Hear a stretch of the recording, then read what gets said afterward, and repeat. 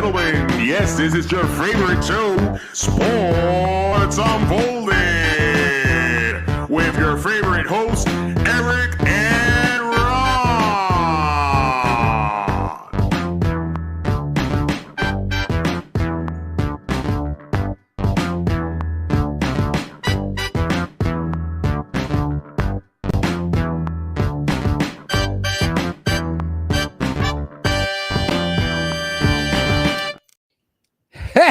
Hey, sports fans! This is the best sports podcast on the planet, Sports Unfolded, and we are here to rock it tonight. I am so fired up. I am your host, Eric, main man right over there, Ron. I hope you're as fired up as I am. Yeah, I need fire, Ron, tonight. We need some fire. I forgot how to start the song. I mean, you got one job, bro. One job, can't get it right. I love it. We are going to have so much fun tonight. A lot to cover in the sports world. We cover all of the top sports stories going on in the world today. So much to cover. But I wanted to give a first, before we start, Ron, a little thank you, shout out to my man Ashan over at T-Shirt World. Got a little bit of Sports Unfolded merchandise. Got a nice new T-shirt here that he made out of Waterford, Connecticut. So I want to thank Ashan at T-Shirt World. Thank you for providing me with some lovely Sports Unfolded merch. So excited about that as well. Those that are out there listening to us on WDJY 99.1 FM in Dallas, Georgia, we appreciate the support. Check us out every Friday night, 6 p.m. Eastern Standard Time, live on YouTube, Facebook, Twitch, Twitter. You can watch, join in. We are fan interactive. We love to get the chat line going. So join us live. SEC TV, Public Access, Channel 12, Southeast Connecticut as well. Tuesday nights, 10 p.m. If you are watching, join us Friday night, 6 p.m. We'd love to have you. Join the chat line and let us know what you want to talk about. Ron, are you ready? Oh, of course. You are always ready, my friend. And that's what I love most about you. You know, you are just a man. I may not be able to find all the buttons. Yeah, you know, we don't need graphics. We don't need video. We don't need anything. You know what we need? The two of us talking sports. So let's start it off with our leadoff story tonight. The Boston Celtics have taken a commanding 3-0 lead in the NBA Finals. Your thoughts on the series so far, Ron? In Game 4 tonight in Dallas, 8:30 tip-off.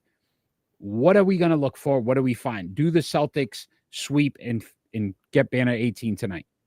I would think so. You know, the only thing that could stop it is as if they want to win at home and they might not try as hard tonight.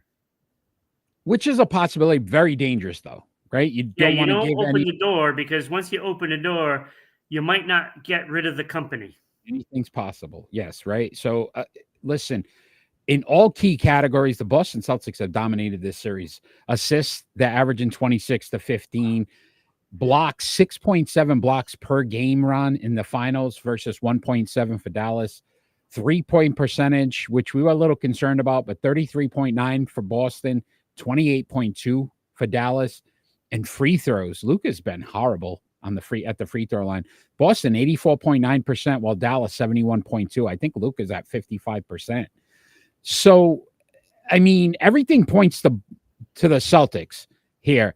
Should that scare you, though? Is that something? How does Joe Mazzulla get this team fired up to say, hey, look, you could still lose this series? It's very unlikely. 156 times a team has gone up 3-0 in the NBA playoffs, and all 156 times a team has won. Yeah. Yeah, I mean, it's inevitable. Like, I don't see Dallas being able to come back from this. Winning 4 straight. Yeah, I don't see that happening. I just, it would be nice, just put him away right now, sweep, go home, and enjoy the crowd that's going to be waiting for you when you arrive with the airplane. That's it. That's what they should be looking forward to. You know, let's put them away, go home, and have the fans waiting for you. right? Get the duck boats going, start them up, the parade. And I think Joe Mazzulla's, done a phenomenal job this playoffs, where he's just kind of kept this team going. If you really think about it, we were so critical of this team, right? Losing game twos and some of the funky things that we were really upset about. And if you look at it, he's really gotten this team to focus. I did not expect them to be up 3-0. And the fact that they are, and there were some games where you kind of listen, they had a 21-point lead in game 3, and Dallas cut it to 2 at home, which is very likely an opportunity for Dallas to steal one. Right. And Boston somehow made enough plays at the end of that game to make sure that they pulled away and completed that victory. Yeah, and to me, a lot of it has to do with the dynamic duo down here, not Tatum. I like the way Tatum's played, though, and I got to give him credit, man. That he's getting, you know what I mean, double doubles, triple doubles. He's getting everyone involved. The defense for Dallas is going to play Tatum much tougher. It's like Luka. Boston's trying to conserve their energy to defend Luka and Kyrie. Who steps up from that? If you look at what we're seeing is Jaylen Brown has become the superstar and the highest paid NBA player. He's earning his pay. And he's earning it.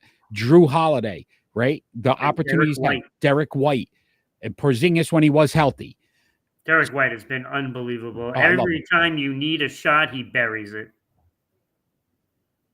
Kenny, thanks for joining. Tatum is a good player. Listen, I take back some of what I said because I think that the amount of pressure that Tatum has on him, it's sometimes in those big moments. Listen, he scored 31 points the last game.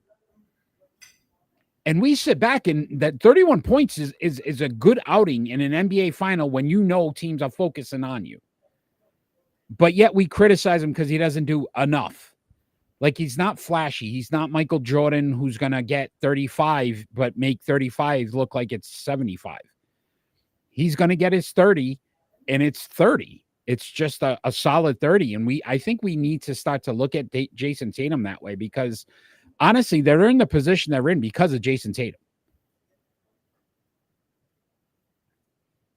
He's gotten this team to understand and buy in. Who is the one player on this team, realistically, though, that had to sacrifice the most?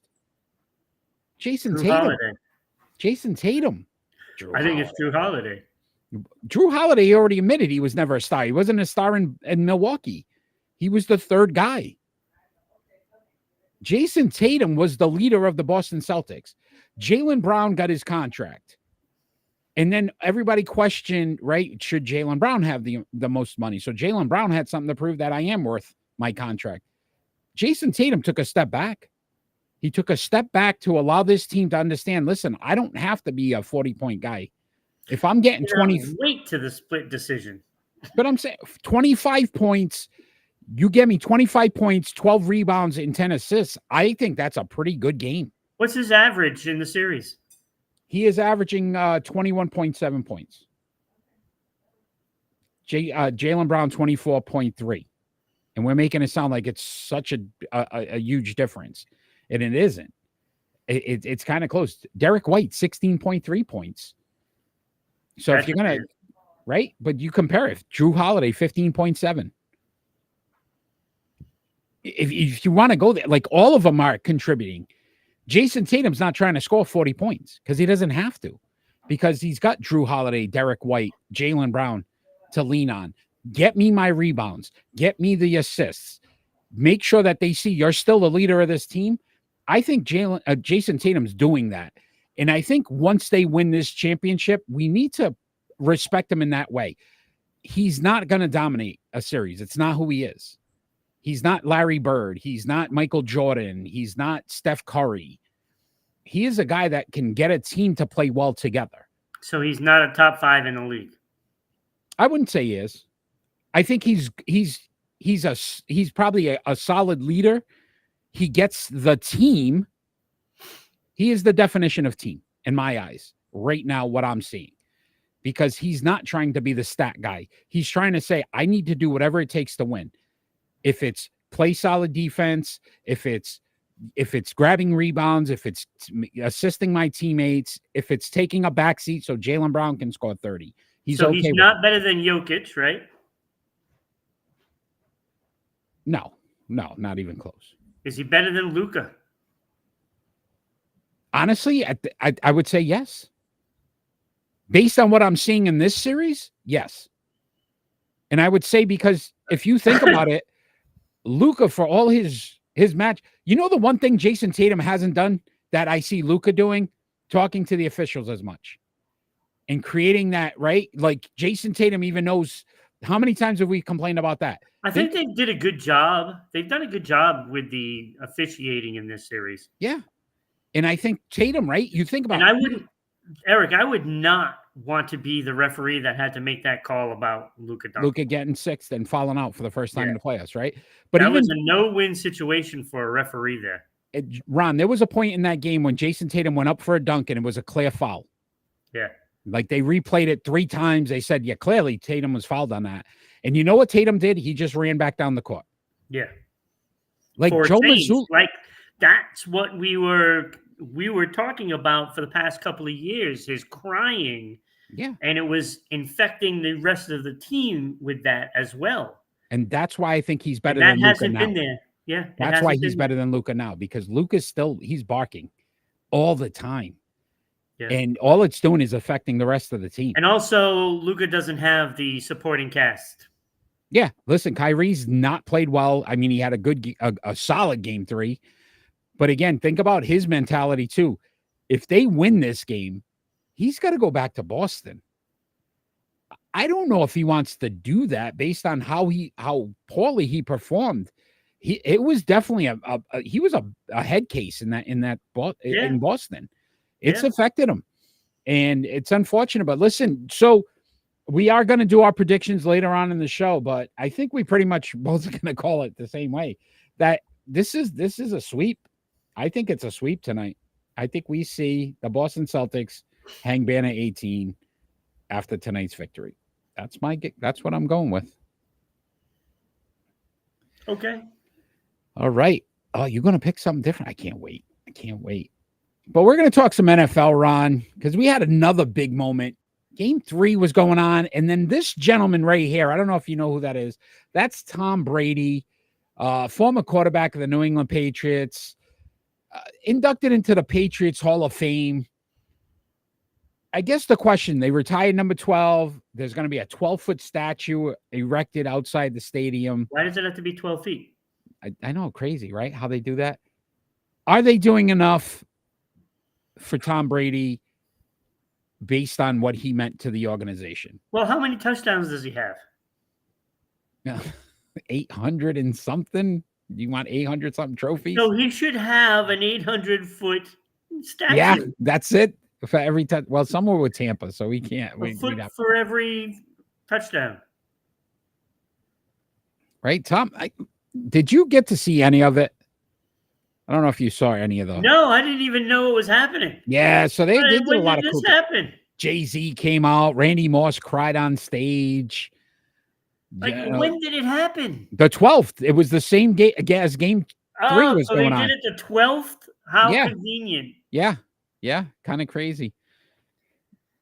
I didn't even know this was happening. Biggest story coming out of this was almost a 2-minute standing ovation for Bill Belichick, which was crazy. So the fans clearly still love Bill. And then second was that Tom Brady finally admitted that the dynasty wouldn't have happened without both of them. That both of their passion and love for the game and them wanting to continue to be great is what made each other better, which I'm glad to finally hear it, because let's put that to rest as well. It isn't one guy. It was a collective, effort on both of these guys. I don't believe that. I think he was just being nice. I don't think he was. I think he was. Bill Belichick said it during the induction on what is today? So Wednesday. That him sitting down twice a week with Tom Brady was probably his happiest moments as a coach, because what Tom was giving feedback on made Belichick a better coach as well, because Tom saw things in a way that no other player had. And then, but then Bill would give Tom the same thing based on, this is what they're going to do to you. This is how you beat it. They helped each other. They both wanted to win, which I think is phenomenal. And then they just took everybody else along for the ride. And I think we need to start to appreciate that, because you don't see that in sports anymore. You see the egos come into play. And towards the end of it, that's what happened in this relationship. We should have had Tom for 3 more years. And he just had his entire career as a Patriot. But they have finally allowed the egos to get in. Giselle, which I will say, I am not that I'm happy to see people break up, but her jiu-jitsu trainer and her split after the roast. I guess he didn't like some of the things that were being said about him. Hey, you know what? Tom, another win for Tom Brady. Even at the end, he still got his victory. Gotta love it. Gotta love it. But I will say this, Ron, think about it. The egos got into the way, and this is why you start to see some of this happen. Whereas if we appreciate what they meant for each other, that's why they were so successful. And the reason why the fans still love them is because the fans realize who they have right now. Exactly, right? The grass isn't always greener. It isn't. And this is where you start to question, was it the right time to get rid of Bill Belichick? I'm still not sold on it. I don't like the direction they've headed. I didn't see anything different. If you were going to change it from top to bottom and make it a completely new and exciting Patriot, I would have been fine. I feel like it's the same old Patriot. That was what we were talking about. See, I was for the move, but the move had to be a result with something better down the road, and it was not. Now, we still don't know how this team is going to respond, but we all know what's going to happen because the Patriots did nothing to improve their team. A lot of hugs. I feel like we'll see a lot of hugs. We'll see a lot of good try participation trophies being given out on the sideline as you're playing. You know, good job with running down the field. You missed the tackle, but you ran. So keep going. Just run, Forrest, run. Like, I don't listen. We're getting away from the whole thing. Tom Brady, what he meant to this organization, I think the way they did it, phenomenal. Like, the whole stadium was packed. The stadium was packed. Such a great way to show your appreciation for the greatest. I'm going to say it now, Ron. I'm saying it. The greatest quarterback of all time, ever. And you'll probably never see it again. Ever. No, not at the rate he's going. Yes, I can see, somebody may catch up to him in Super Bowls. I doubt it, but it could happen. Wait for my split decision. There we go. So, Bill Belichick, Tom Brady, the reason for the Patriots dynasty, respect, salute to them. And we move on because this is where I lose my Christmas card, Ron. But it's coming for me. Congratulations, Tom, on being elected in the Patriots Hall of Fame. Sports Unfolded Hall of Fame is a lock, too, by the way, when he is ready and eligible. So the Jacksonville Jaguars, Ron, have decided to sign Trevor Lawrence to an extension. He's going to remain their quarterback for the next 5 years. $275 million, $200 million guaranteed, $142 million at signing. He is now averaging $55 million per season, tied with Joe Burrow for the highest salary in the NFL next year. Can I say, because I know you're going to rant, but can I say the stupidest thing I've ever seen a team do is offer the guy who's 20 and 30 in his career, has 2 playoff appearances, 1 win, 1 loss, 60 turnovers over 3 seasons, which is tied for like the most in the NFL over the past 3 years. We are making him the highest paid player in the league now. Explain it to me, Ron, because maybe I'm really. This is what's so infuriating, Eric. First of all, the guy is average at best right now. Average at best. Now, they bring in a new coach that's supposed to be the guru. And what happened? Did he even make the playoffs? The first year, yes. The last year, no. Right. Right. So you got a guy that is average. He's average. And we're paying him now the highest salary in the league, tied with Joe Burrow. And this guy hasn't done a damn thing. And it's so sickening and stupid what these teams are doing. You don't have to give him that much money. Let him hold out. I don't care anymore. Let him hold out. If there's a team out there, Ron, to your point, that was going to be willing to pay him $55 million a year, let him. Let him. Yeah. Prove that at least Joe Burrow got to a Super Bowl. Yep. I'll give him that. I mean, this kid is, and honestly, they should have lost the playoff game that he won. The Chargers choked that game away. Right. It wasn't like he won it. The Chargers blew that game. They had a 24-point lead. Should have been 0-2. So they wouldn't even got to the second game. That was in the same year. But he would have had one win, one playoff appearance. I don't understand the logic of what these teams are doing. It's like when you want to offer a quarterback an extension, that is fine. Nobody's saying not to do it because you're better off doing it. But why do you have to make him the highest paid? It makes no sense. He hasn't, his stats equal somebody's, right? So wherever those numbers lie, that's why not give him money that is equal to, somebody in the league that is right around there. Ron, I don't even know who 3, 4, 5 are. I don't remember off the top of my head. Patrick Mahomes is the 6th highest paid quarterback. It's stupid. It's stupid. This kid is making more money than Patrick Mahomes. And that's the thing. You tell that quarterback, it's like, are you better than Mahomes? No. Then you're not getting paid more than him.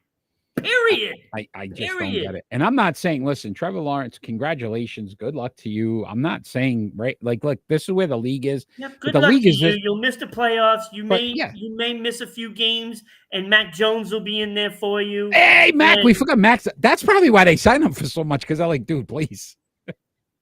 We can't afford for you to leave. He's not the answer to, He leaves, though. You're stuck with Mac Jones. Give this guy $55 million. Like, stay. Don't go anywhere, please. No, you can't do that. No, and I think the league, again, you start whoever's number 7 is where he should be getting paid. Boom. Whoever's number 7, because you're not getting paid more than Patrick Mahomes. Sorry. I'm not doing it. 5 years. Unreal. Like $200 million guaranteed. Like, I mean, this league's crazy. They didn't learn from Kyler Murray. Nobody learned. They didn't learn from Deshaun Watson.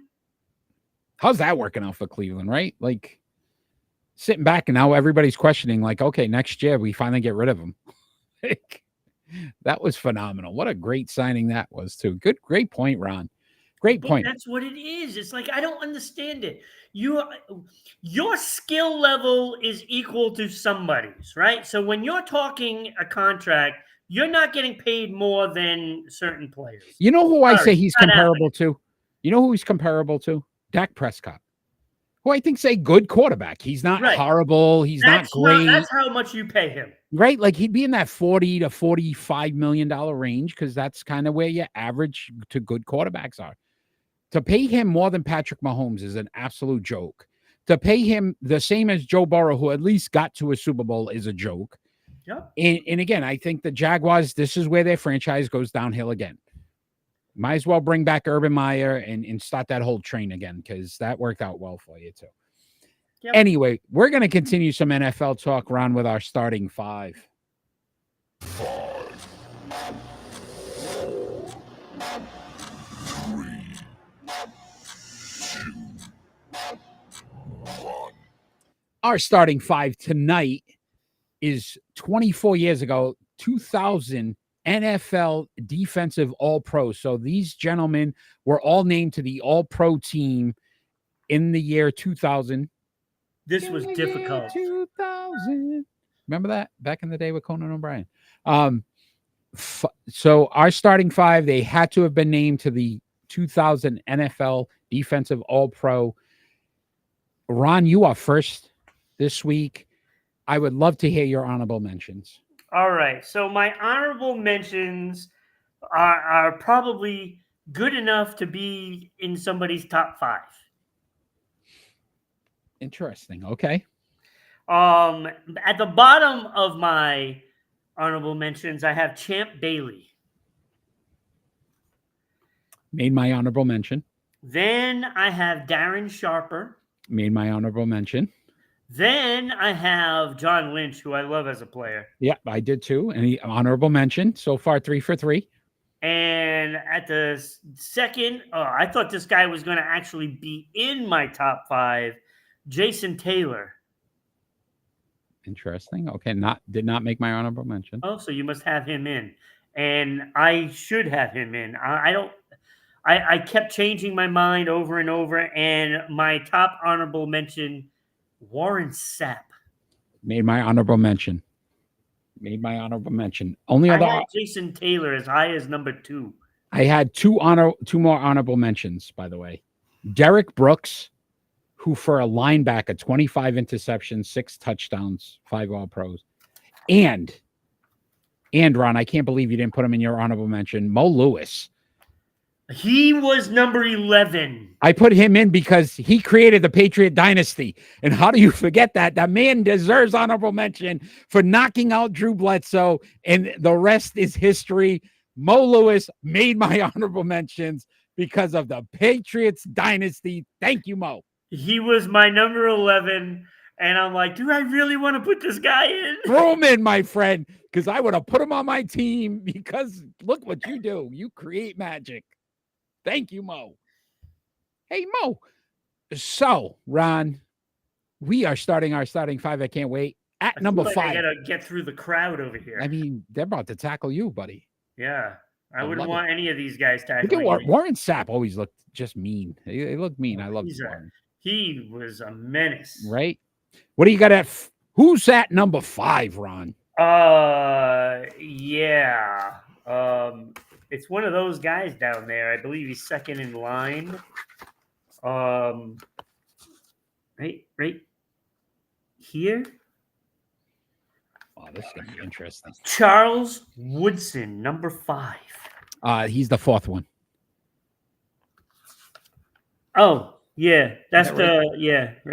Yeah, there you go. I was gonna say, okay. So Charles Woodson, I have at number 5. This guy's numbers is kind of crazy when you really think about it. Played 254 games, which give him credit for longevity too, which is pretty important. 20 sacks. Did I mention that he was a defensive back? You did now. So good job. 997 solo tackles. 33 forced fumbles, 65 interceptions. He had 13 touchdowns, by the way. Not to mention the 18 fumble recoveries. 9-time Pro Bowler, 3-time All-Pro, Defensive Player of the Year, and a Super Bowl. And by the way, he's in the Hall of Fame. I put him at number 5. Number 5, very good. I went Jason Taylor at 5, and I was surprised because 139.5 sacks. I know. I didn't know what to do with Jason Taylor. 46 forced fumbles, Ron, in his career. 6-time Pro Bowl, 3-time All-Pro, and a Defensive Player of the Year. I went Jason Taylor. Listen, I didn't like the guy when he was in Miami, but I respect the numbers. Let me tell you, Eric. I had him at number 2, and 5 minutes before you came on, I changed it. See that? Look at that. And I dropped him down to number 7, and I put everybody else up. I'm surprised. I'm surprised with you. So who's at 4, Ron? Because I hate Miami. It's tough. I hear you. Who's at 4? Number 4, I have no, it's not Darren Sharper. I have Derek Brooks. And you had him in Wait. your Honorable mentions. Yeah. Look. I looked at his numbers and they're just stellar across the board. And that doesn't even describe what he meant. Agreed. His Great, team. phenomenal player. 13 and a half sacks, but 1,300 solo tackles. Man was a tackling machine. 24 forced fumbles, 25 interceptions, 7 touchdowns, 4 fumble recoveries, a Hall of Famer, 11-time Pro Bowler, 5-time All-Pro, Defensive Player of the Year, and a Super Bowl he had to be in. He was one of my favorite players. Loved him. Loved him. Great player. But the guy I have at 4, Ron, if there was one person who suffered the most during the Patriots' undefeated season that deserved a Super Bowl, it is my number 4, Junior Seau. Oh. The man, 1,522 tackles, 56 and a half sacks, 11 forced fumbles, a 12-time Pro Bowler, Ron, 6-time All-Pro, and 1-time Defensive Player of the Year. I didn't put him high up because of the missing a championship, but the man deserved one. If anybody on that team, it would have fit more perfectly. It would have been Junior Seau and what he brought to the game. So Junior Seau by far, my number 4. Yeah. So 3, Ron, because I'm curious, man. You got some. My number 3 is Junior Seau. Okay. Like his numbers are just stellar. 56 and a half sacks, 1,500 plus solo tackles. Ridiculous. 11 forced fumbles, 18 interceptions, a touchdown, 18 fumble recoveries, but 12 Pro Bowls, 6 All-Pro, and a Defensive Player of the Year. This guy's a Hall of Famer. This guy, he was so good, and it's a shame what happened to him after his career. Yeah, agreed. It's brought a lot of things to life. Amazing. Yeah. Probably my favorite player from that franchise. Yeah. San Diego. I know. Okay. Because I generally consider the Chargers a bunch of crybabies, but he's not one of them. He was never one. Him, Rodney Harrison on that defense. Act. The two of them that they were on that defense, him and Rodney Harrison, forget it. Yes. 2 of the best defensive players of all time. Oh, God. I had at 3 Charles Woodson. So I bumped him up, because of the championship. And my numbers were a little different. So I don't know if maybe I saw something wrong, but I had 1,220 tackles, solo tackles. And I could be wrong. I might have misread that. But even that, think about it. You said 9 something. Doesn't even matter, right? That's a defensive back. Yes. The man would get in there and tackle, which was amazing. 11 touchdowns, too, in his career. Charles Woodson, I had at 3. Yeah, and this is what led to that change for me with oh my God, Jason Taylor. It's like I had to get Charles Woodson in there. Yeah, I see it. It cost Jason Taylor. Yeah, so I had Taylor at 3. 2, Ron. Number 2, I have Rod Woodson. Oh my God, same. This guy, he just did it every time. 135 sacks, 135 sacks. Yes, I know Jason Taylor had more. But Jason Taylor was a defensive end, and we're talking about a cornerback / safety. How does a defensive back get that many sacks? Phenomenal player. That's craziness. That's skill right there. That tells you where the skill is. 530 solo tackles and 20 forced fumbles, 71 interceptions. Insane. So he did it in the back, the front, the side. he was just everywhere. Everywhere. When you watch the game, he was literally everywhere. You might think that there was a couple of them. Agreed. And I had him at 2 as well. 12 touchdowns also in his career. So the man could score. I have 13. Oh, so again, I don't know where I think he get a fumble recovery. Maybe, and I didn't count that one. 11 Pro Bowls, 7 All-Pro. Yeah. A Super Bowl. Yeah. No, agreed. Could've won I'm sure more we than got the same number one, but I can't wait. Who's number one? Number one, I have Ray Lewis. Right. Oh I my mean, goodness. do I like the guy? No, Agreed. no, I don't like him. I think he's pretty much, you know, not a good guy. I'll just leave it at that. I'm sure I won't get a Christmas card from him. Don't think I will. But what the man was good at was playing football. He Those was numbers are good at playing ridiculous. football. Good at beating people up too, but good at football. I mean, Ron. 41 and a half sacks, 1,568 solo tackles. Solo. Craziness. He's over 2,000 if you Can you combine. imagine getting tackled by him? Combined is over 2,000, which is insane. Right. Right. 11 forced fumbles. I'm surprised he doesn't have more, to be honest with you. I mean, you're going to get hit by I got 19. Ray Lewis, and you didn't 19 lose the forced ball? fumble. 19, Ron. I got 19. All right, so We're a even little though- off. But But look, it's like he's got 1,500 plus tackles. Ridiculous. How does he only force fumble under 20? Yeah, agreed. You're getting hit by him. Jesus. 18 fumble recoveries, 1 touchdown. He had 18 interceptions as well. A Hall of Famer, 12 Pro Bowls, 6 All-Pro, 1 Defensive Player of the Year. And I just lost where I was reading. Nope, 2 Defensive Players of the Year. A Super Bowl MVP and 2 Super Bowl championships. Look, I mean, what he meant to that Ravens team it goes without saying.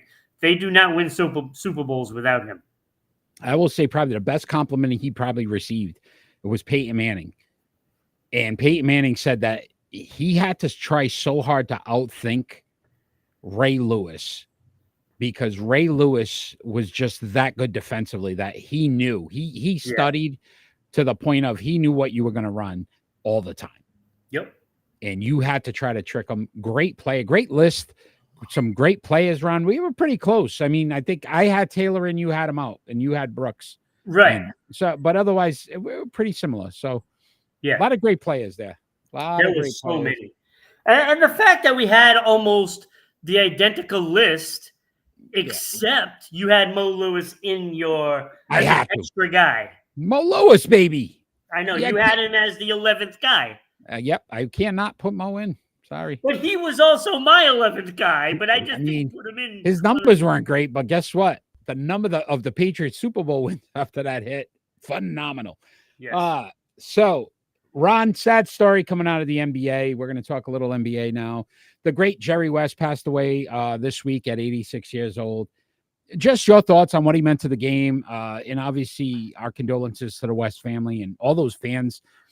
Listen, even as a Celtic fan, you still respected the greatness and what he meant to the game. So, Ron, any words?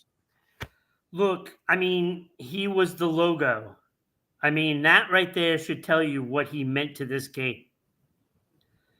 I mean, he was, for all purposes, the first star, right? I mean, when you really stop putting things in perspective, what he meant to the game at the time, he could do it all, So I mean, he could shoot, he could pass, he could do it all. He can defend. He was just the face of the league at the time, and they took his image, made it the logo. And that was the right thing to do. And I don't think they should change it, to be honest with you. I know there's a lot of people saying they should change it and make it Jordan or whatever. Yeah. I think it should stay right where it is.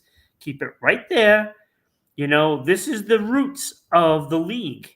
He is one of those strong roots that make this game what it is today. Yeah, and, I mean, what was he? 14-time All-Star. 14-time All-Star, 12-time All-NBA, Ron. He won a scoring title, an assist title, 5-time All-Defensive, 1 MVP. He won a championship. He was the finals MVP in that championship. Didn't he win 4 as a GM?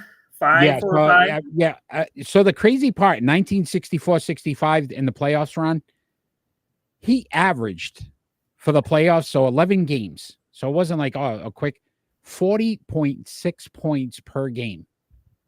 Imagine that. 40.6 points per game in the playoffs, right? And you're playing usually the better talent in the postseason. So it wasn't like you're playing, nobodies. Also, as an executive, you're right, drafted James Worthy in 82. Think about what that meant to that Lakers organization to start that run. Signed Shaq in 96. Quick, if you ever get tape back in the day when we originally started Sports Unfolded, we actually talked about this Shaq signing. Ron, I don't know if you remember that, but we in 96 were actually doing Sports Unfolded and talked about the Lakers shining Shaq. So what a great thing. And then drafted Kobe Bryant. Think about that trade in 96. So if you are joining us, you can watch us live on YouTube, Facebook, Twitch, or Twitter. We are on every Friday night at 6 p.m. Eastern Standard Time. Also want to give a big shout out to those listening to us on the radio on WDJY 99.1 FM in Dallas, Georgia. So again, if you are listening to us every Saturday at 1 p.m., check us out live. Join our chat. Let us know what you think about the show and what you want to talk about. You can also follow us on all our social media platforms, Facebook, YouTube, Twitch, Twitter. Again, we're on everything. So join, share, follow. A lot of great things happening. We have our Sports Unfolded Hall of Fame as well that you can vote on the Sports Unfolded Sports poll page. Check that out as well. We've got some candidates there that are being nominated for the Sports Unfolded Hall of Fame. Also, you can join us. Hey, look who's back. You can join us again on all of our social media platforms and like, share, and follow us. So we appreciate all the support we're getting. I want to thank again Ashen for the t-shirt. I love having the Sports Unfolded logo out there as well. Ron, I know before you had some technical difficulties. We were talking about Jerry West a little bit, Shaq signing, and back in the day when we were first starting Sports Unfolded, doing public access where we had to actually get a camera, right, do the editing down there in Rhode Island and all the great things we did. You think about it, Jerry West was part of that and brought Showtime back, and then the trade to get Kobe Bryant and the dynamic that brought to the Lakers for a while. Big loss, nickname Mr. Clutch. So you think about it, he always came up big. And again, a shame only one championship, because you think about it, what he was able to do for the league. And again, you said it, the logo says it all. But, he ran into a Celtic team back then, right? Back then, probably. But again, Jerry West, going at the age of 86, great loss for the NBA community. Our condolences. Again, even as Celtics fans, you respected the talent, what he meant to the game. So we wish, everybody that is going through this, hopefully they get through it quicker and appreciate the greatness that he was. Ron, we're going to talk some Major League Baseball. And I didn't even know. Kayvon Biggio has been traded to the Los Angeles Dodgers. Is this the getting stronger? Again, a massive utility guy. He basically plays all the outfield and infield positions. They can move him around. I mean, he's not having a phenomenal year, batting .204. 23 hits, 2 home runs, 15 runs, 9 runs batted in, 2 stolen bases. But you think about what he can do for them from a rest standpoint and giving guys some time off. You like the move, like the trade? Well, I like the trade for the Dodgers' point of view. They just getting stronger, right? And we still have another month and a half before the trade deadline. This is just, they needed some help in the infield at the moment. And so they went out and got somebody, and they got a good player that is struggling this season, as is the whole Toronto Blue Jay team. So this seems like it's going to be a fire sale for the Blue Jays. That's how I looked at it because Biggio's been there for a while, and we talked about it. They had all those guys, Guerrero and Biggio and all the Suns, Bagwell, right? Like that, and now they're starting. You could see it. It's starting to end. So that's a shame. But again, the Dodgers getting stronger. I mean, you talk about putting the pressure on a team more and more each. Like, just keep adding talent. Yeah. At some point, I think they're going to create such madness because these players have to live up to this now. At some point, they're going to get penalized for having, too much money spent. But I'm sure they're with that Ohtani deal, working that cap really well. Now with that Ohtani deal, what's he making? $2 million? Yeah, it's just a joke. It's just a joke. This team, I don't like, the Yankees, obviously, right? But the Yankees have never been as bad as what the Dodgers are now. That's saying something. Because when everybody calls the Yankees the evil empire, not even close now. It's not even close anymore. The Dodgers are definitely the worst at it, and they are bending a lot of the rules. Yeah, I still don't know how. And we talked about that with the Ohtani contract and how Major League Baseball should have never allowed that. But it is what it is. Listen, I just hope they put so much pressure on that they collapse in the playoffs because that's what they've been known to do. Yeah, they really do.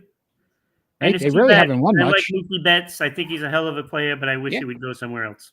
One championship with this kind of group of what they've done, and not very impressive. Ron, it is time for split decisions.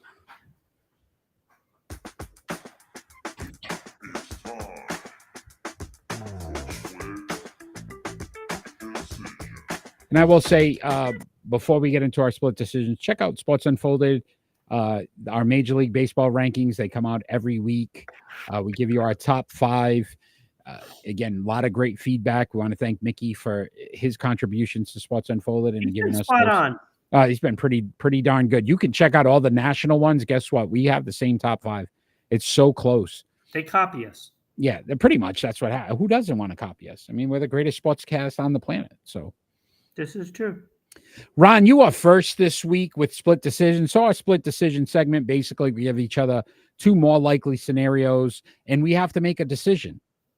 And we that's how we split it. And we got to make a decision and live with it. So I cannot wait. What is your first, Ron? Well, we just talked about some baseball, so let's go there, Eric. Baseball.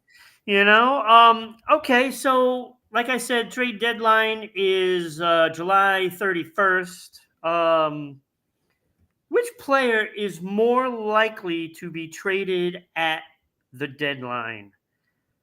Blake Snell of San Francisco, Pete Alonso of the New York Mets, or Alex Bregman of Houston Astros? This is it. After this season, they're a free agent. So Astros just cut somebody too. Their first baseman there. I can't remember his name off the top of my head right now. So I could see it being the Astros because I think that they've just not been able to figure it out. So I would go Astros first. So Alex Bregman. I would go Bregman, and then who was second? There was Blake Snell and Pete Alonso of the Mets. Alonso, I would say, would be the next more likely. I don't think Blake Snell goes anywhere. I just don't. Interesting.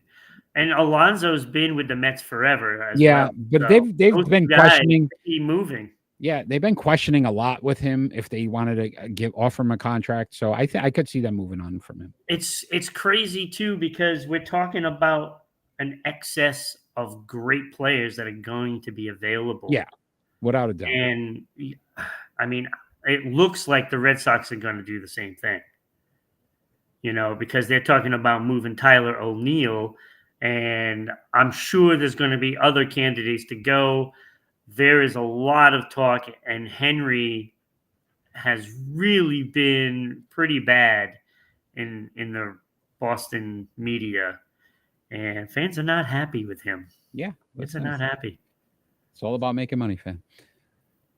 All right, my first split decision, Ron. What more likely to happen first?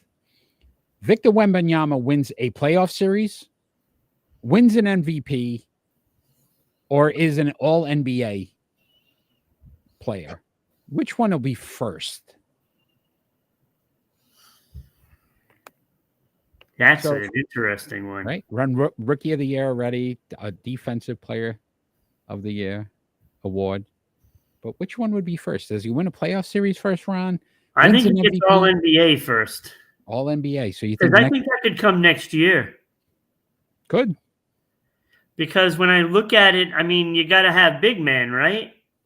How many big men are there? Do they do it? I don't think they do it by position anymore. Really? They just pick 5. Yeah, they changed it. Well, I'll still go with that because I don't think he's going to win a series first. I mean, he doesn't have much around him right now, so I don't think he's going to win a series. And I think he's got to put in some time before he gets an MVP. Okay.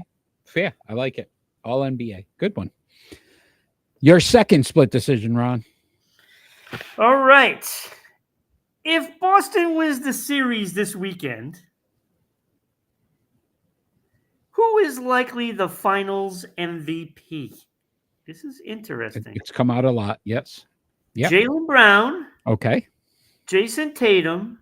Yep. Drew Holiday. Mm-hmm. Or Luka Doncic. So they said the Doncic. I think there was one player. Who did they? I just heard this the other day, but there was one player who their team lost, but they were still the MVP, and I can't remember that person. And I'm glad you asked. That person, my friend, 1969. Jerry West. There we go. Yes, that's what it was. That's what I remember reading it somewhere. For this to come out. Oh my God. I couldn't wait. For the only time or the only person who's ever had a losing team in the finals and got the MVP. He lost to the Celtics. Yeah. So, and I don't think it happens again because I think Doncic crapped his pants a little bit in this series. Just being honest. Because I clearly, I mean, turnovers, missing free throws, complaining to the refs, getting thrown out. No. Honestly, the more consistent player throughout has been Drew Holiday. I don't think it's flashy enough for the NBA for them to do it. I think it'll be Jaylen Brown. I think it'll be Jaylen Brown just because I think his numbers will be a little better than Tatum's when it comes to points. All the other intangibles. How much of an uproar do you think that would happen if they did make Luka Doncic? Oh, it'd be a complete garbage. Yeah. Because they're just trying to, again, get his name. Listen, he's got to prove, just like Jason Tatum and Jaylen Brown did, that you can win it. And unfortunately, guess what? He ran into a buzzsaw this time like they did back 2 years ago with Golden State. And now, if he's determined, he can win one. I'm not saying he's one of the most talented players in the NBA. Yeah, absolutely. MVP of this series? Absolutely not. He's got to get better defensively. Yeah, he didn't shine any better than I think anybody in this series. No better than anybody on Boston. So absolutely not. All right, my second split decision, Ron. Is it more likely that Patrick Mahomes wins 7 Super Bowls to tie Tom Brady? He's got 3 right now. 5 Super Bowl MVPs to tie Tom Brady. He's got 3 right now. Or 277 completed passes in a Super Bowl. Tom Brady has Patrick Mahomes at 107. So more likely to have more completed passes than Tom Brady. So he'd need 170 to tie that. He'd need 2 more Super Bowl MVPs to tie Tom Brady. Or he'd need 4 Super Bowl wins to tie Tom Brady. Which is more likely to happen?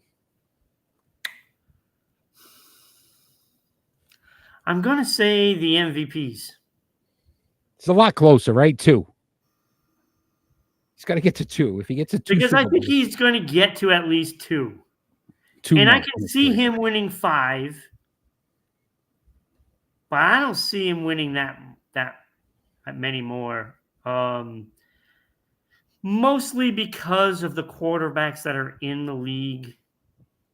There are like 3 or 4 that I think that can legitimately win Super Bowls against him.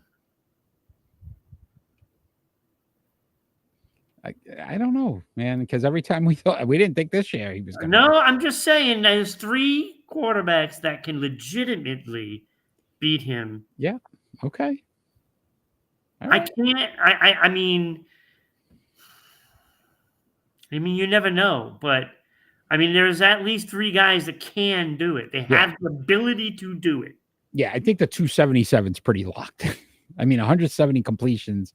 He'd have to play, even if, you know what I mean? You think about it.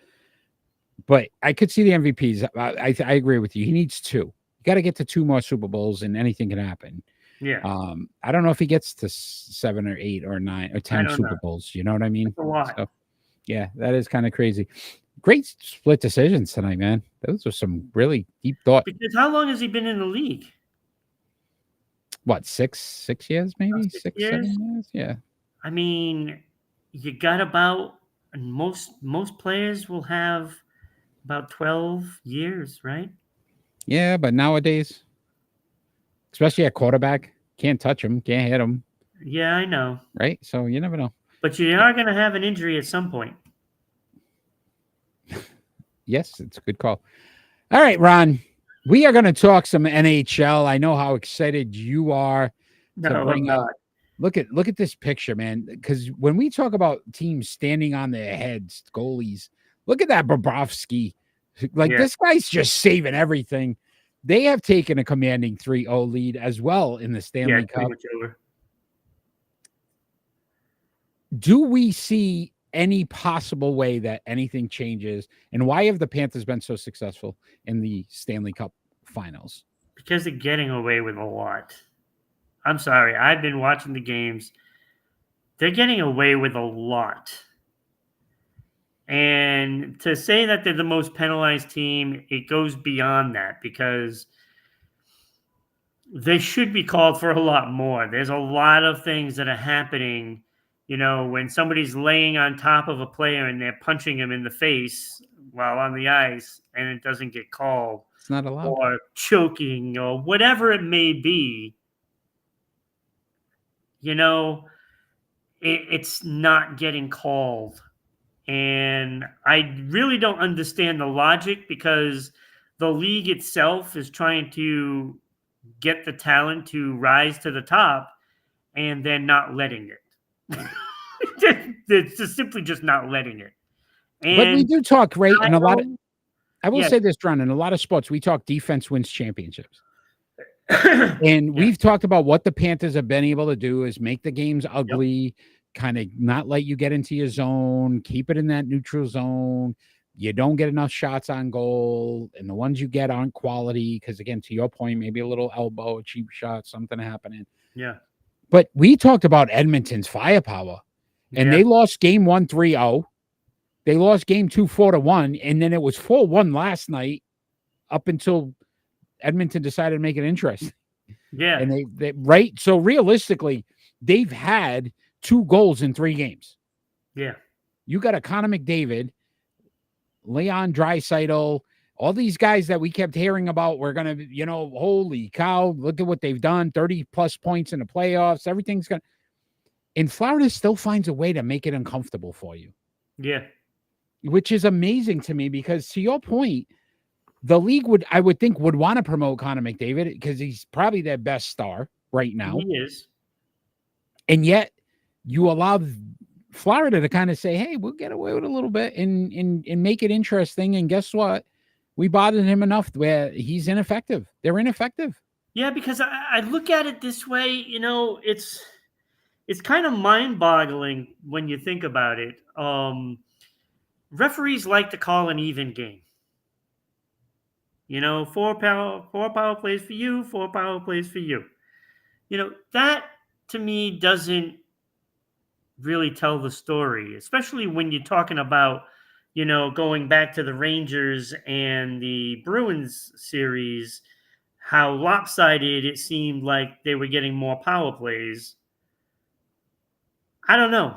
I don't understand how the coaching staff of the Edmonton Oilers didn't understand what they were trying to do and come up with a scheme to beat that. You have a lot of speed. You need to use it. When Connor McDavid was skating through, the neutral zone with the puck, entering the zone with speed, what's the problem? Why are you not trying to do more of that with other players even? And it was working. But then they start circling around and looking for this perfect shot. Again, this is what the Rangers and the Bruins did. Mhm. They circled back, stop, cut, look for the pass on an open man, and take the shot and miss the net or Yeah. getting it blocked. Instead of just taking it to the net, once you get in that zone, you take it to the net and you get in front. And I will say, listen, right, quality of shot, Ron. I think you hit it because Edmonton's out shooting Florida. Yeah. It's quality of shot. And we said this. Bobrovsky, we don't think is the greatest goaltender in the world. But guess what? If you're not giving him shots that he has to really think about, it makes his life that much easier. And that's what's happening because Skinner, I don't think, is playing poorly. I just think, listen, they're getting quality shots on you. And when they do, they're scoring on those opportunities. And you have to, in some sense, as a coach, have been able to say, listen, to your point, Ron, think about taking the shot first, not making the fancy pass or getting it to another area. That if you have it, take it. And that's not what's happening. And see, look, I played hockey, and when you have a goaltender that's just on, you have to do things differently, right? You can't just try to pick corners, because you're going to miss the net most of the time. What you got to do is get into that zone, put the puck on net, but maybe not even trying to score. You're trying to put it in a place where the goaltender is going to give up a rebound. So you shoot it at the pad. And the other players need to be consciously aware that you need to get the shots on net and get to the net and crash those rebounds. That's how you're going to score against Bobrovsky. You're not going to score just by trying to pick corners. It's not going to happen. I agree. So we're going to do our prediction. We're going to do our prediction on this as well. But I think, to your point, they look for a sweep. I think they get it. Ron. I think I'm going to already give you my predictions because I don't think so see too, because Florida is right now on their game. Yeah. And they got a wake-up call, almost coughed it up last night. Right. And we talked about this experience, right? Florida last year losing in the finals. And this year you see that confidence in these big moments versus Edmonton, who hasn't been there. So very interesting. Again, my hockey guy, we're going to another interesting thing. When you look at it, Wayne Gretzky failed in his first attempt in the Stanley Cup. Mario Lemieux. All of them. They all did. They all failed their first time.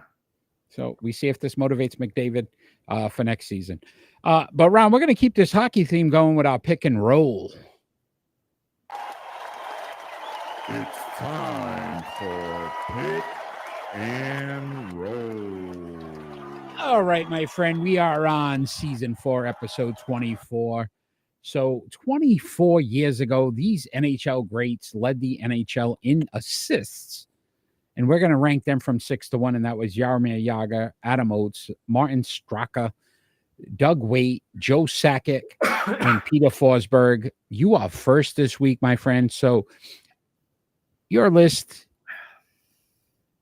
I'm guessing that we're going to have a similar list. It'll be close, I'm sure. Number 6, I have Doug Waite.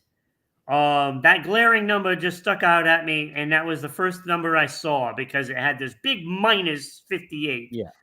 That big minus really, really hurt because, he did have 1,000 points in 1,200 games, but that was just ugly. That was ugly.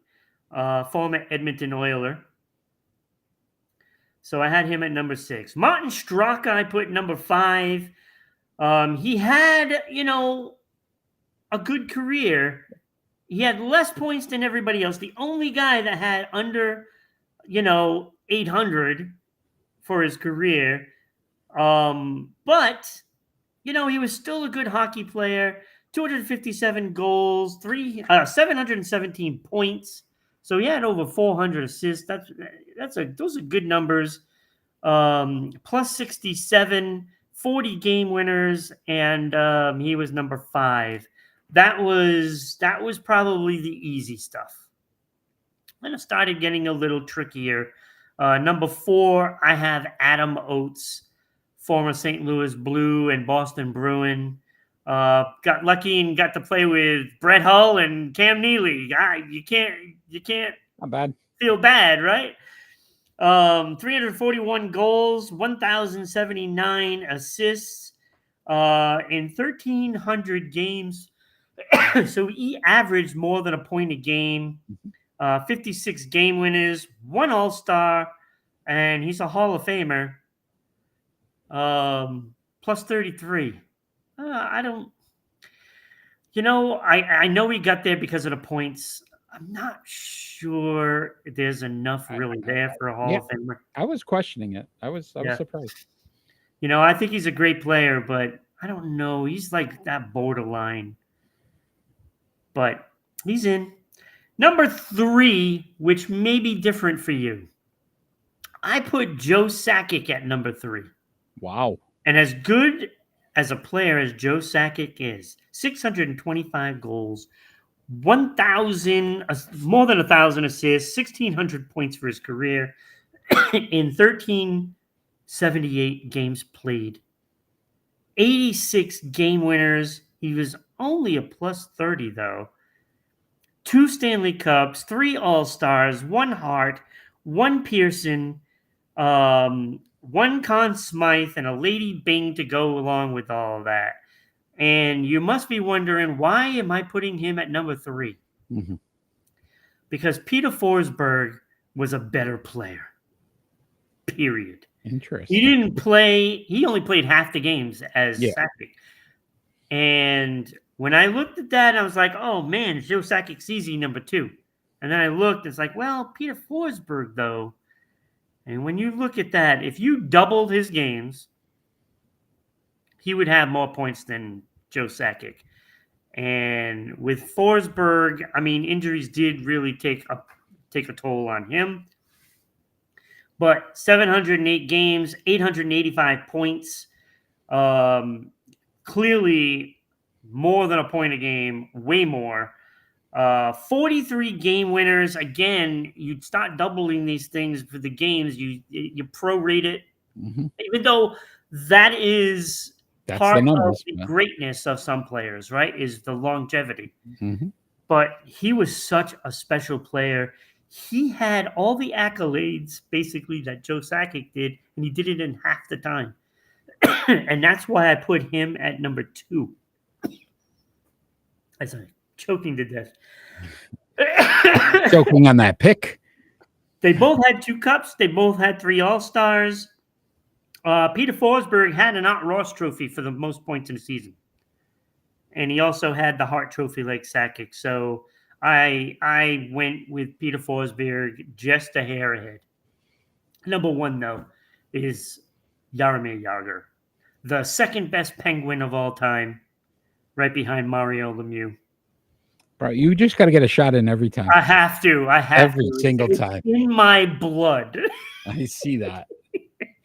766 goals, 1,155 assists, 1,921 career points, plus 322, 135 game winners, 2 Stanley Cups, 8 All-Stars, 5 Art Ross, 1 Hart, 3 Pearson. And to let you know, Pearson Awards are voted by the NHLPA.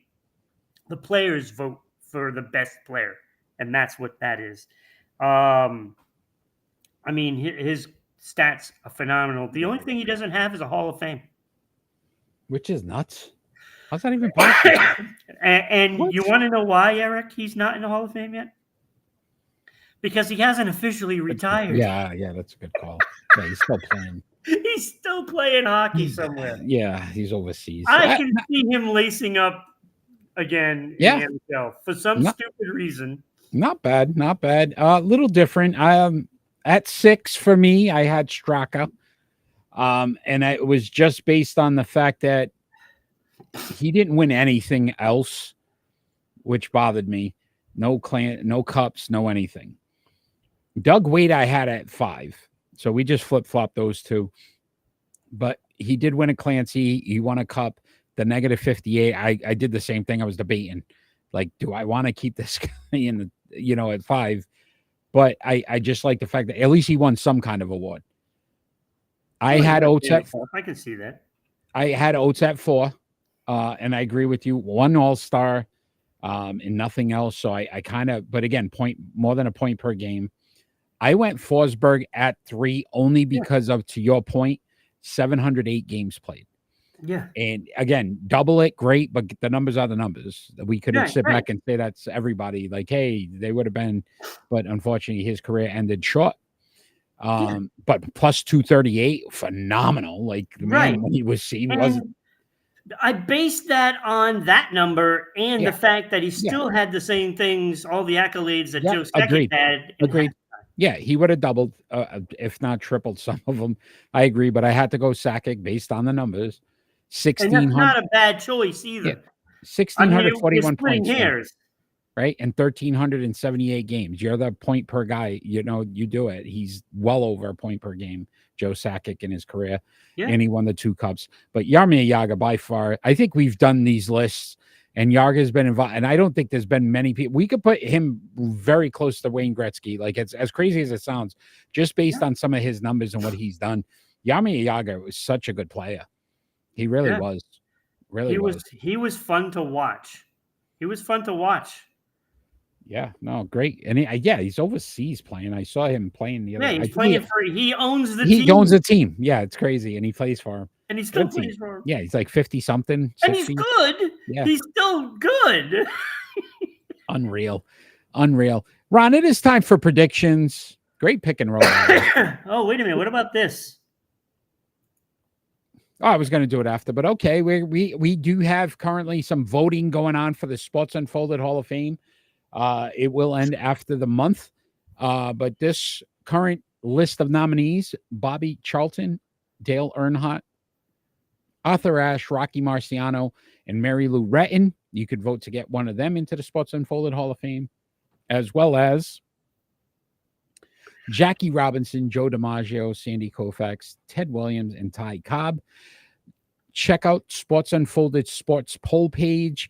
You can vote and let us know who the next inductee into the Sports Unfolded Hall of Fame is. Ron, if you want to bring that up as well. On the right-hand side is our Sports Unfolded Hall of Fame inductees. On the left side is those that have not gotten in yet. So a lot of great, phenomenal athletes on both sides, but we will say this. The ones that are in are voted by the fans. We don't make the votes. These are voted by fans. So you can see like a Pete Rose, fans say he should be in. And he is in. So a lot of fun with this. We're so excited to continue. Check out Sports Unfolded website as well. We've got really good pages with some of the breakdowns of what they've done in their careers as well. So check that out. And now we go on to our predictions, Ron, and we are going to try to make up for last week. A rough week for us. It's been one of the first weeks that I think we both had a losing record. 3-5 last week. We split the 2 games that we picked differently. But if you'd like to be on the Sports Unfolded prediction chart during the show, join us live.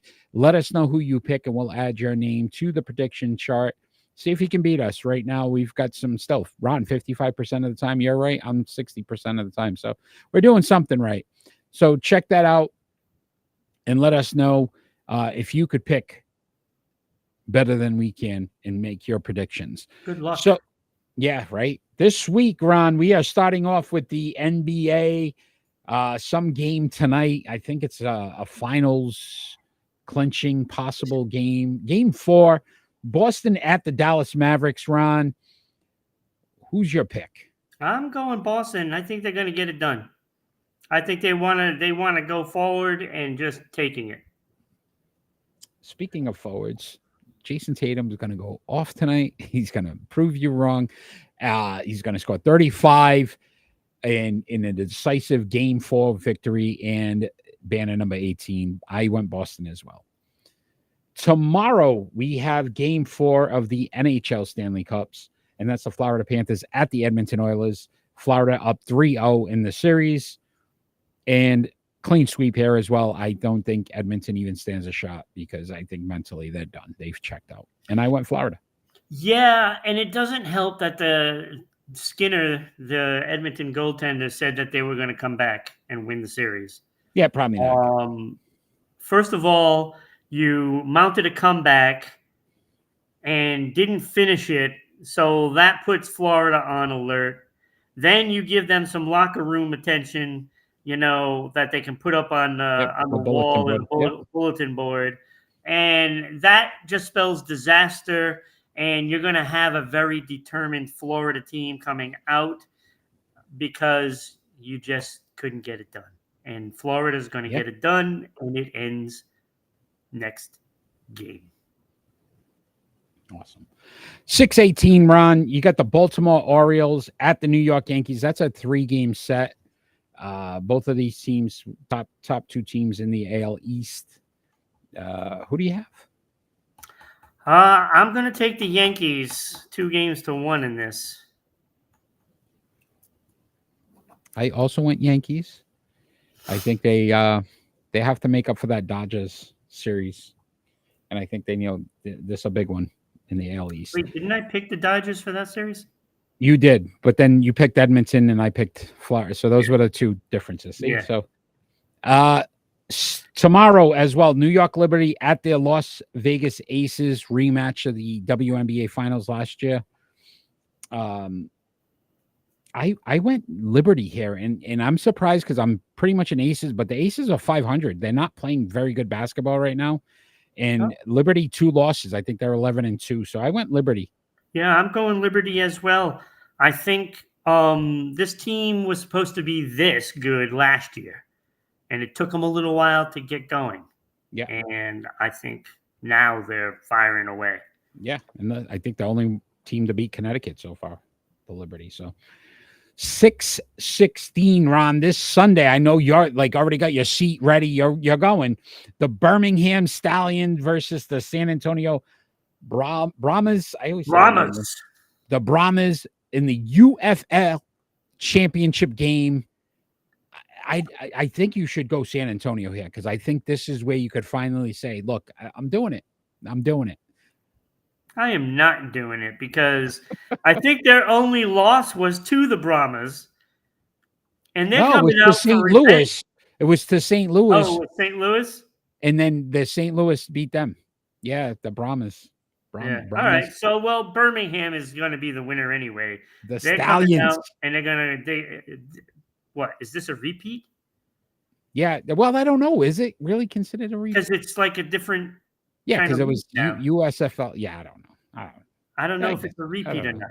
No, I mean, it's a dynasty. So that's more of a reason that they want to make a statement. Yeah, there you go. No matter what league UFL champion.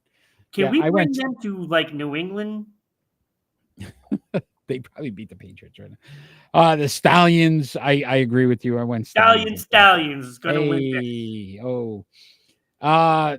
We also have some MLS action. We got the Austin Football Club versus the Los Angeles Football Club. Oh, I thought it was just some guy named Austin playing against the whole team. Yeah.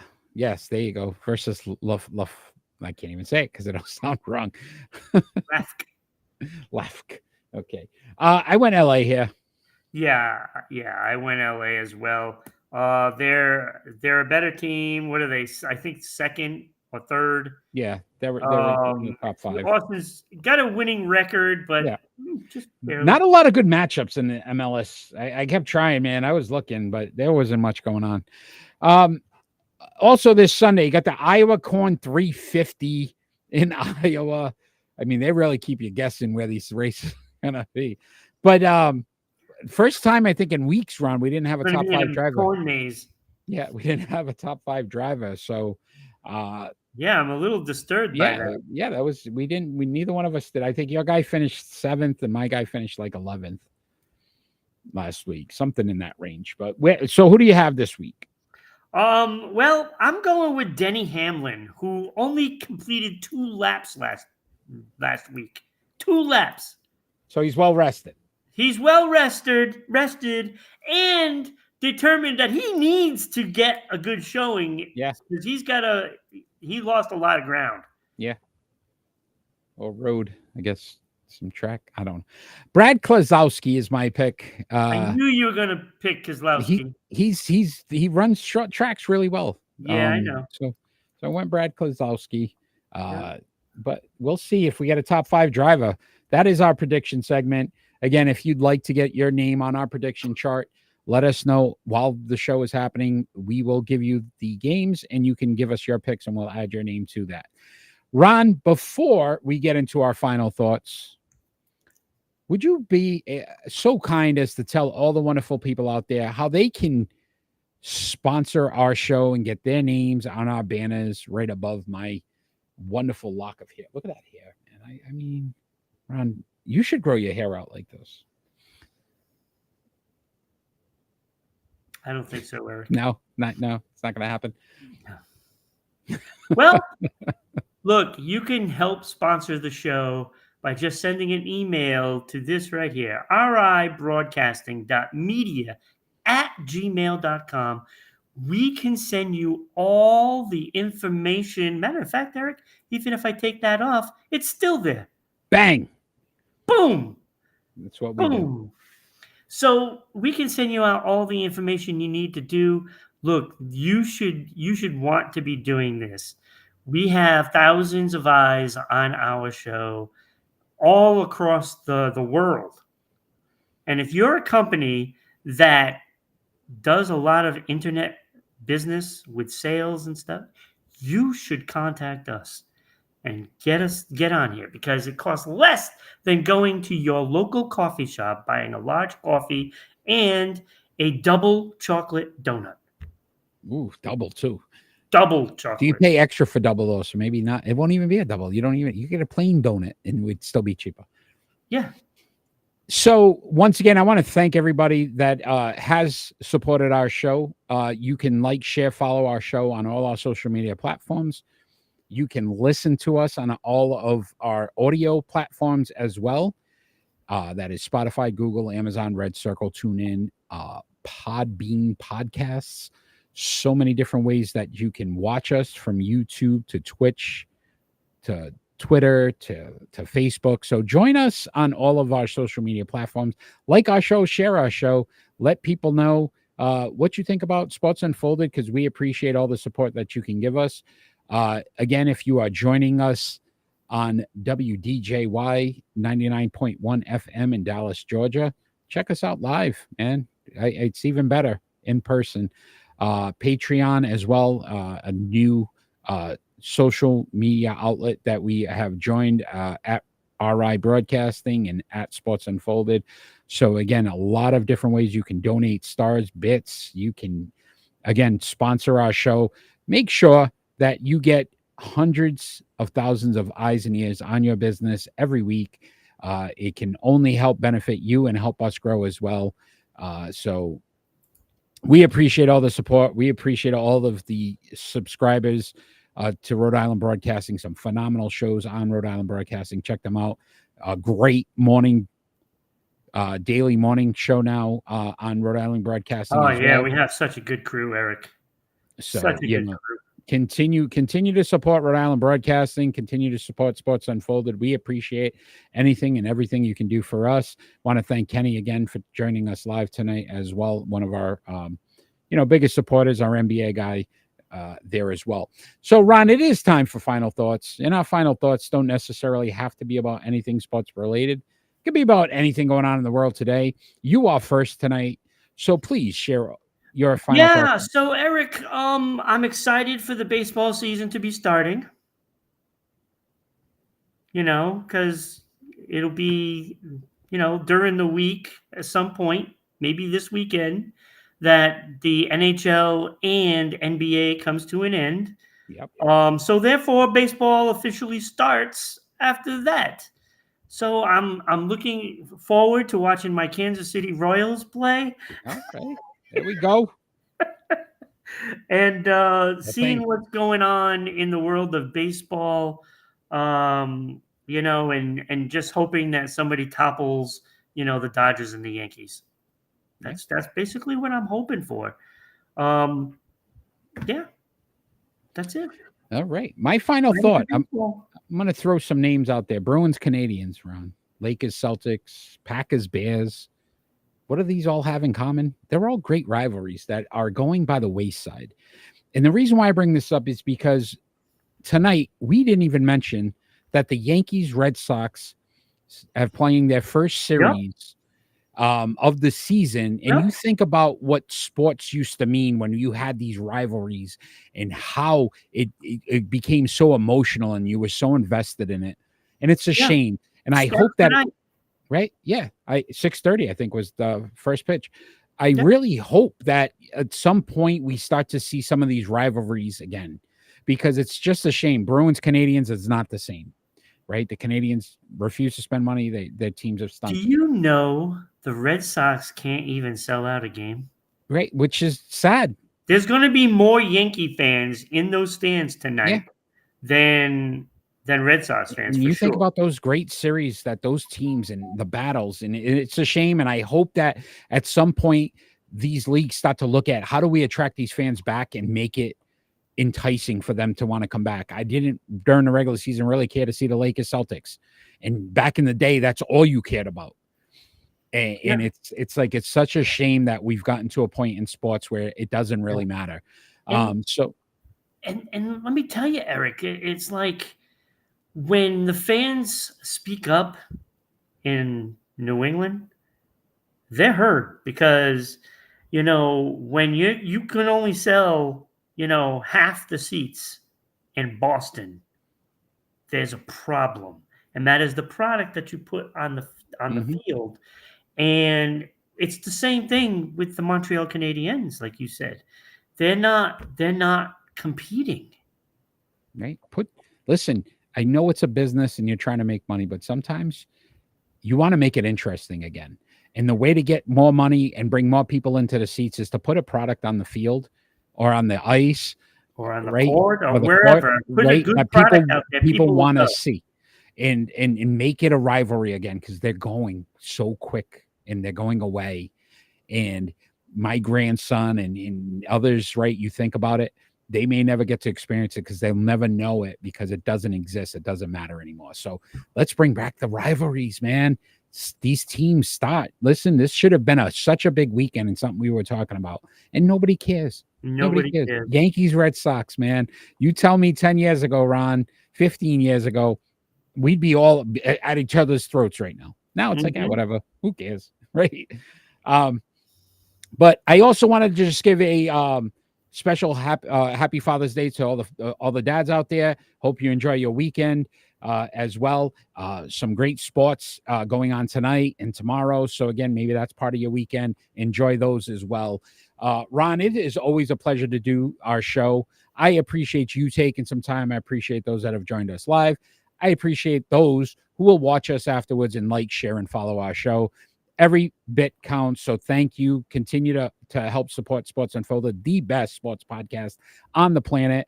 Get it sponsored for us, because we want to make sure we get thousands of eyes and ears on your business every single week. We get to do it all over again next Friday around 6 p.m. Eastern Standard Time on Rhode Island Broadcasting, live in person. I mean, you can't get a better personality than both of us. I mean, this is great television. We'll call it television. We'll call it whatever we want.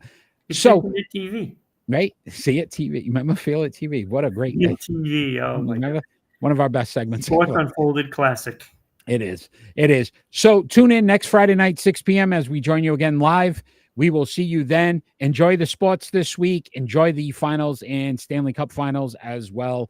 And we'll see you again. And all we ever ask for every single show is peace on earth. Have a great night, everybody.